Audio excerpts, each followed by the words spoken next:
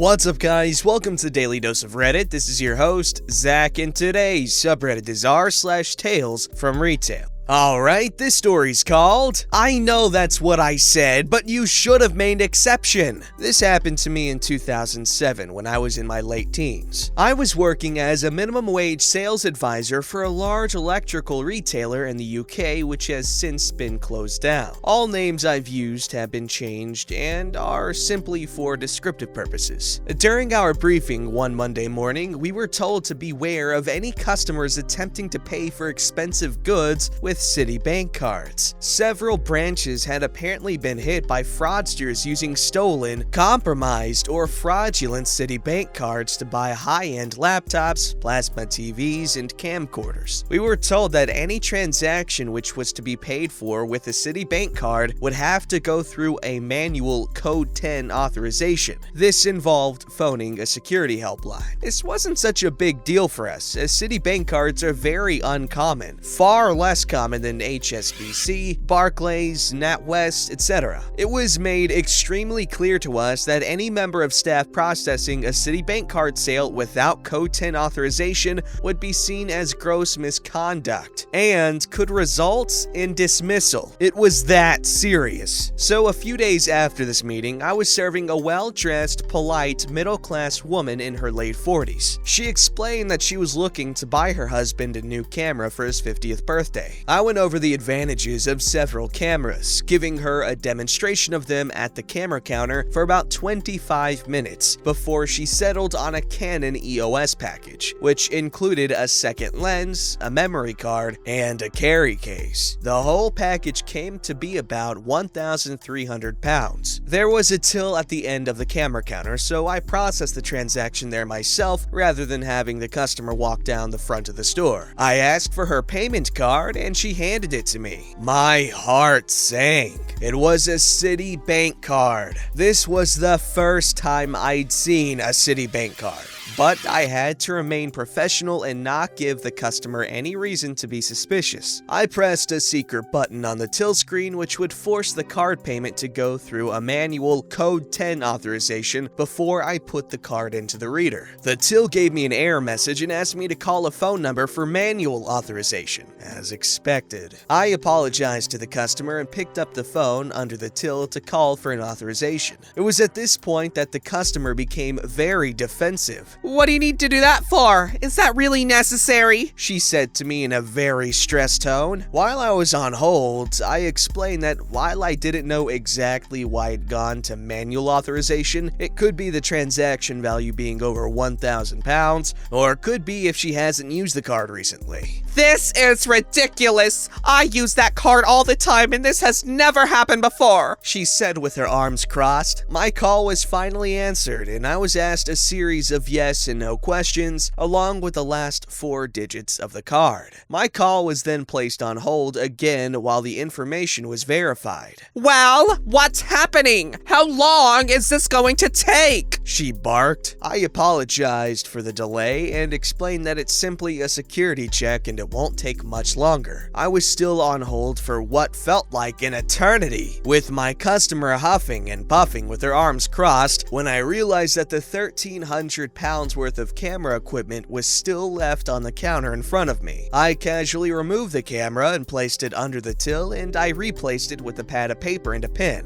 as I tried to make the customer think I was preparing to write down an authorization code. "There's no need for that. I'm not gonna walk off with it. My brother-in-law is the manager here," she protested. I remained polite and said that I just needed to be ready for the authorization code and that I didn't expect this to take much longer. "Well, I'm not happy about this. I have other things to do today." As I remained on hold, I made eye contact with one of my colleagues, as if to say, I might need some help over here. Less than 30 seconds later, the store manager walked up behind the customer. Before I had a chance chance to explain what I was doing, he turned to her and spoke to her. "Polly, how are you? What brings you in here today?" Well, I did come to buy John a camera for his 50th, but I've been waiting to pay for over 10 minutes now. What kind of store are you running here? The manager looked at me and held out his arms as if to say, "What the hell is going on?" As I was still on hold, I said to him that I was running a code 10 on the customer's card, as she was paying with the Citibank card. He shook his head and walked over to the till and pressed the receiver button on the phone to disconnect the call. "Where's the camera?" he asked me. I picked it up from under the till and handed it to him. He put his arm around her as he apologized for the inconvenience before walking her to the tills at the front of the store with it. Meanwhile, she was still complaining about how I'd made her wait to pay and that I'd practically accused her of being a thief by removing the camera from the counter. The member of staff who I made eye contact with to signal for assistance came over and asked me what was going on. I told her I had no idea and that I was running a code 10 on her Citibank card when the manager came over and took over the sale. I remained at the back of the store and discussed the exchange with my colleague. A few minutes later, the store manager came back and asked me to follow him to the office, which I did. We sat down and he asked me what happened. I explained what happened before he walked over, and I reminded him that I was doing exactly what I was told to do in Monday's meeting. "But didn't you hear her tell you that she was my sister-in-law?" I told him that I did hear that, but under the circumstances, I had no idea if it was true or not, and so I ignored it. He sighed and leaned back in his chair before telling me I'd made him feel this small as he held out his thumb and forefinger and how I'd embarrassed him. I was shocked by this, and so I asked him if in the future I should ignore the company security procedure if the potential fraudster claims to be a friend or relative of the manager. "But she's not a fraudster! She's my sister-in-law!" So I asked him if the security advice we were all given on Monday still applied, and if it didn't, what should I do with the next customer who wants to pay with the Citibank card, but also claims to know him? "Yes, I know what I said. You should have made an exception, but it's too late now. The damage is done. Look, any more Citibank cards, just let me deal with them. All right?" I agreed to this, but I reminded him how bad it would have looked if I'd have taken her word for it and simply processed the transaction without authorization, just because she claimed to know the manager, only to later find out that she was a fraudster who had caused the store to lose £1,300. He didn't even properly reply, but just ignored what I'd said. I didn't see another Citibank card during this period of heightened security, and eventually the additional security measures were dropped a few weeks later. A couple of days later, he carried on as normal and pretended like it never happened, but I never received an apology for this incident with him. Wow, you know what? I didn't realize that my dad was a manager at an electronics store in the UK in 2007, because I'll be damned if that isn't my dad. Sorry, I like complaining about my dad, but yeah, that's absolutely ridiculous. It's one thing to get upset in the moment, even though he really shouldn't act like that as a manager, but what are you gonna do? But he should have definitely apologized after the fact, because you can tell he knew exactly how irrational he was being, but, you know, emotions, they get in the way of reasonability, if that's a word. This story's called Just Read! Ironic, teal deer. Lady doesn't want to read the sign nor pay for her crap. Crap, I just spoiled the story. Oh no, I guess we should skip it. Just kidding. I don't know about you guys, but I can't stand these customers. The ones who stare at a sign, seemingly have some kind of brain cell between their ears, and then turn to ask exactly what the sign answers. Did you not just read it? This story takes place a few months ago, prior to this whole Delo during a popular holiday in my area. This holiday is very similar to Halloween, with one exception. The customers love to print labels. I honestly don't know what they do with these labels, but they really need them right that second, and no one orders them in advance or actually has any clue what they're doing, which means a lot of repetitive explaining, pointing at signs, and frustrated and angry customers. The thing is, my printing center doesn't actually have any label paper for for them to print on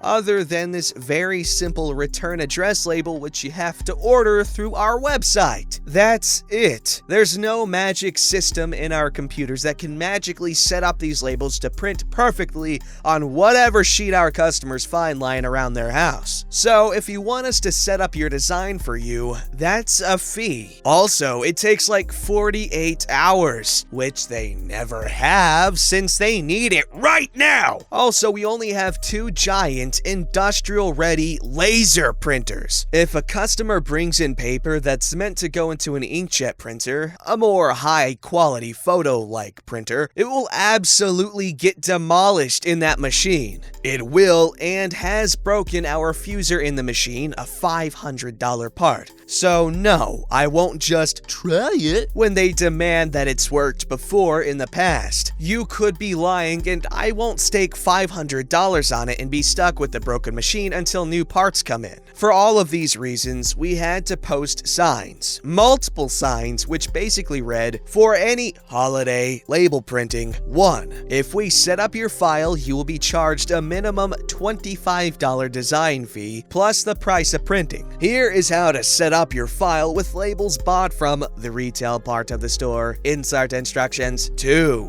Your paper must say laser safe. We will deny any order that is placed with label papers that does not have the original packaging. 3. Turn times depend on how busy we are. You can pay an extra 30% to get your order faster. However, the P&M associate will determine when that is based upon current order queue. Regardless of the sign, the customers still ask the same questions. So a woman comes in with a USB in her hand. After waiting in a lengthy line, which I'm doing my best to serve as fast as possible, she's a bit huffy when it gets to her turn. Now, I've already told customers ahead of her to look at the sign regarding our labels before placing their own order. So hopefully, when she comes up, she will do the same. Nope. Here's the cast. Label lady. Me. She jabs a USB towards me because screw me, I guess. I have a picture on here I would like on 4x2 sticky paper.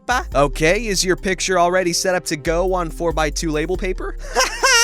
I won't grab the USB stick until I know for sure she's gonna place this order. I know from experience, if I touch the damned thing, it's assumed I've accepted the job and won't charge for anything. I want sticker paper, and no, you set it up for me. While I'm saying this, I also gesture to our sign that's printed in a large format and mounted right in front of her face. Label paper is what we print on, and we charge an additional $25 fee for any setup we need to do. Also, we do not have label paper behind the counter, but you can. $25? That's absurd! You guys did it for me last time and set it up and everything. This is outrageous. Where does it say that? I literally point to the sign. You mean last holiday? That was a year ago, and the policies have changed recently. However, you can just go to this website here and... I never had to do anything like that. This is ridiculous. Regardless, this is the policy now, and I have no problem walking you through the steps on how to do it. You would just need to buy the paper from aisle... And now I've got to buy the paper too? She puts her hands on her hips and glares at me. You've always had to buy the label paper. At this point, I'm just angry and probably not doing a good job at hiding it. I interrupt her since I can tell she's just gonna argue again with me. This sign will tell you how you need to set up your files. We are a print-ready shop, as in you come in with your prints ready to go. If they are not already set up, we charge a fee for that. I want a manager or someone who knows what they're doing. They didn't charge me for this last year. I don't deserve to pay this. So I call a manager over and they don't know anything about the printing department. So my manager turns to me and asks, So, what's the policy this year? I state exactly what I told her. Okay. He repeats exactly what I said to the customer.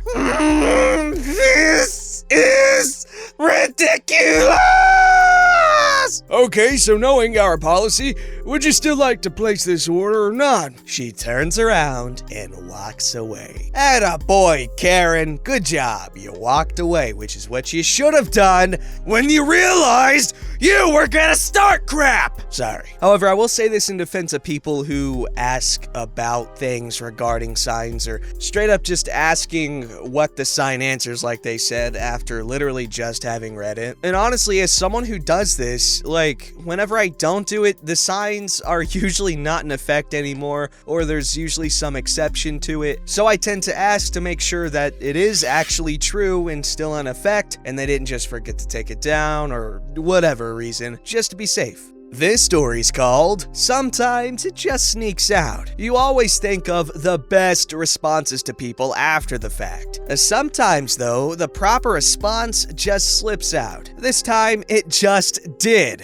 So I'm working at a big box type store. You get all kinds of Karen-like people. We sold as one category ready-to-assemble furniture. Think Bush, O'Sullivan, Solder Office and Home Entertainment. The furniture pieces sometimes came in different colors. Oakwood grain, black, white, etc. Naturally, people would ask if we sold the item in another color. So I get called to the furniture department and the following conversation. Hi, what can I help you with today? I want this, Furniture item. but I want it in black. I'm sorry, we don't sell it in black. You don't? Does your other nearby store location have it? Fast forward through me, get a phone call. No, they don't. So when will you get black back in?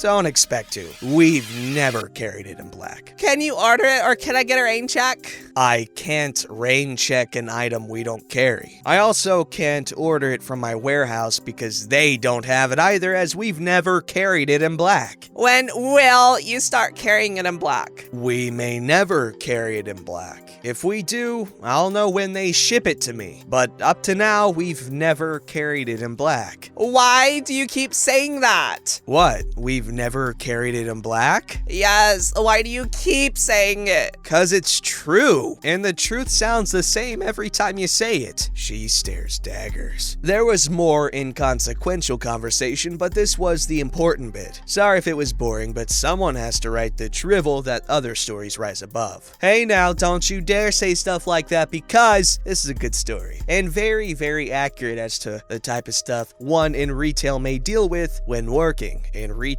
Because this was r/Tales from... What are we talking about? Don't forget to like, subscribe, and hit that bell to never miss an episode.